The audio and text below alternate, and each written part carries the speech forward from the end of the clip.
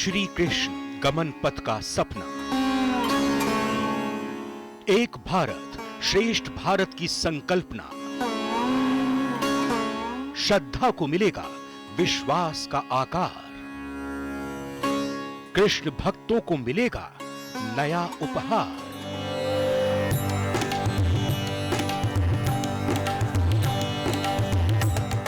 अपनी हर सफलता का श्रेय ईश्वर को देने वाले राजस्थान के मुख्यमंत्री भजनलाल शर्मा ने जन्माष्टमी पर एक बड़ी घोषणा की।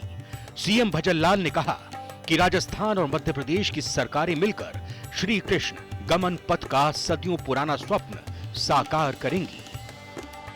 मध्य प्रदेश और राजस्थान के दोनों सरकारों ने मिलकर के हम कृष्ण गमन पथ का निर्माण करेंगे और वहां जहां उन्होंने जो हमारे पौराणिक आस्था के केंद्र हैं और जहां जहां वो गए हैं उन सभी स्थानों को चिन्हित किया गया है।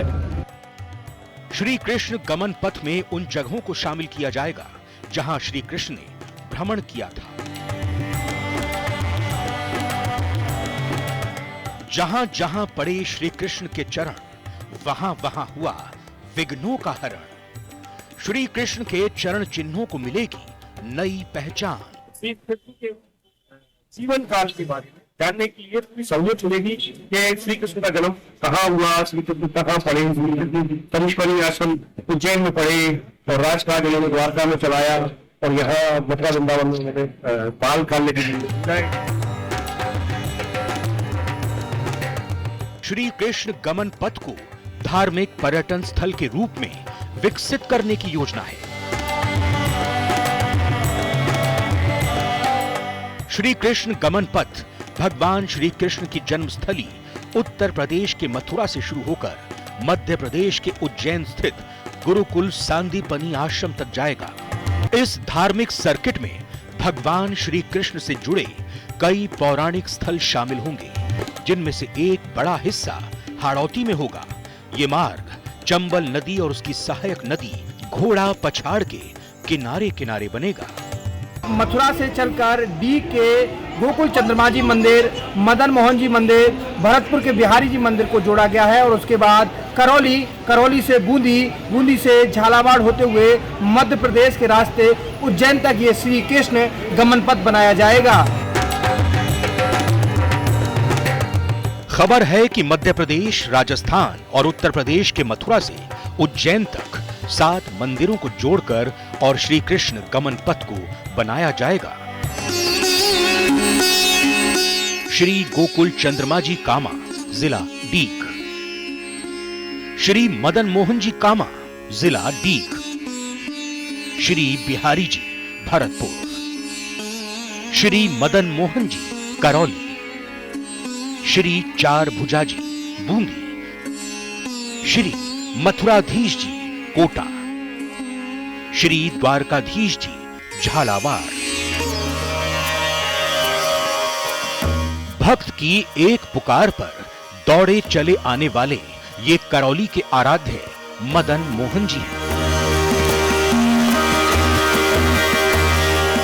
माना जाता है कि एक रात करौली के चंद्रवंशी जादौन शासक राजा गोपाल सिंह को स्वप्न में श्री कृष्ण ने निर्देश दिया कि मुगल बादशाह औरंगजेब के वृंदावन के मंदिरों पर हमले से पहले वो उनकी मूर्ति को वृंदावन से राजस्थान लाए। गोवर्धनधारी के निर्देश के अनुसार करौली के राजा रातों रात मदन मोहन जी के प्रतिमा को अपने साथ लाए और करौली में मंदिर का निर्माण कराया।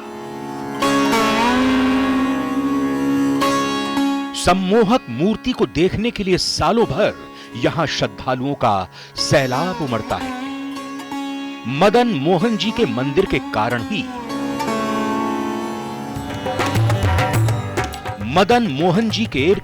ही करौली शहर को मिनी वृंदावन भी कहा जाता है।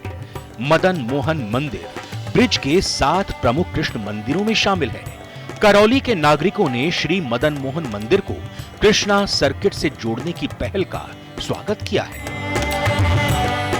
मदन मोहन जी बहुत ही प्रसिद्ध तीर्थ हैं और कृष्ण गमन पथ से जोड़ने पर यहाँ के स्थानीय निवासियों को भी फायदा मिलेगा और जो बाहर से आने वाले यात्री हैं उनको भी फायदा मिलेगा और हमारे मदन मोहन जी पूरे देश में जाने जाएंगे। सीएम साहब को पहले तो सबसे बड़ी बहुत बहुत बधाई कि करौली को गमन पथ से जोड़ा गया है।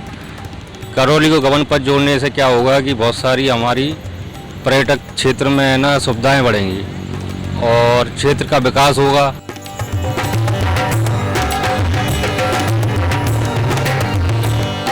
श्री कृष्ण गमन पथ से करौली को जोड़ने से न सिर्फ क्षेत्र में धार्मिक पर्यटन को बढ़ावा मिलेगा, बल्कि करौली के मदन मोहन मंदिर को देश विदेश में नई पहचान मिलेगी। क्षेत्र में रोजगार के अवसर बढ़ेंगे। मुख्यमंत्री भजनलाल शर्मा ने मंदिर को कृष्ण गमन पथ से जोड़ने की घोषणा कर जिलेवासियों को सौगात दी है। इससे न सिर्फ क्षेत्र में रोजगार के अवसर पैदा होंगे, साथ ही करौली के विकास को भी नए पंख लगने की उम्मीद जगी है।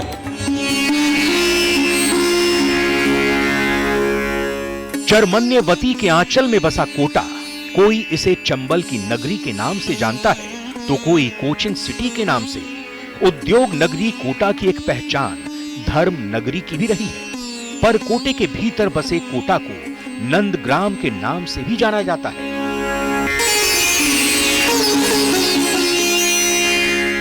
अगर कोटा को बड़े मथुराधीश जी की नगरी कहें तो जरा भी अतिशयोक्ति नहीं होगी। इस पूरे मंदिर का जो विकास है वो श्री कृष्ण पथ गमन के तहत तीर्थ स्थल के तौर पर किया जाएगा, तो इसकी महिमा जो है वो और बढ़ेगी और कहा जा सकता है कि देश भर से श्रद्धालु जब यहाँ पर आएंगे तो इस इलाके के लिए रोजगार की भी जो विपुल संभावनाएं हैं वो बनती नजर आएंगी और बनेगी। मध्य प्रदेश, राजस्थान और उत्तर प्रदेश के मथुरा से उज्जैन तक कुल 7 मंदिरों को जोड़कर श्री कृष्ण गमन पथ बनाने की योजना है। श्री कृष्ण गमन पथ में मध्य प्रदेश के 4 कृष्ण तीर्थ भी सम्मिलित हैं।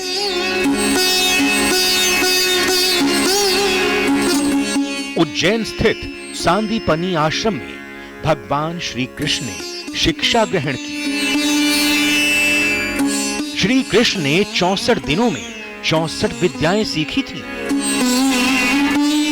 जानापाव में श्री कृष्ण ने भगवान परशुराम से सुदर्शन चक्र प्राप्त किया था। धार के पास अमझेरा में श्री कृष्ण का रुक्मणी हरण को लेकर युद्ध हुआ था। महिदपुर के पास नारायण धाम में श्री कृष्ण की सुदामा से मित्रता हुई थी। दुनिया का एक लौता मंदिर जिसमें श्री कृष्ण अपने मित्र सुदामा के साथ विराजते हैं। श्री कृष्ण गमन पथ की लंबाई करीब 700 किलोमीटर होगी और इसके निर्माण पर करीब 3000 करोड़ रुपए की राशि खर्च की जाएगी। कवायद के बाद ये सभी स्थान धार्मिक पर्यटन के मानचित्र पर आ सकेंगे। आपको बताते चलें कि श्री कृष्ण गमन पथ का निर्माण राम वन गमन सर्किट की ही तरह किया जाएगा। राम वन गमन पथ उत्तर प्रदेश, मध्य प्रदेश और छत्तीसगढ़ में विकसित किया जा रहा है। इसमें उन जगहों को जोड़ा जा रहा है जहां से होते हुए भगवान राम मां सीता की खोज में लंका गए थे।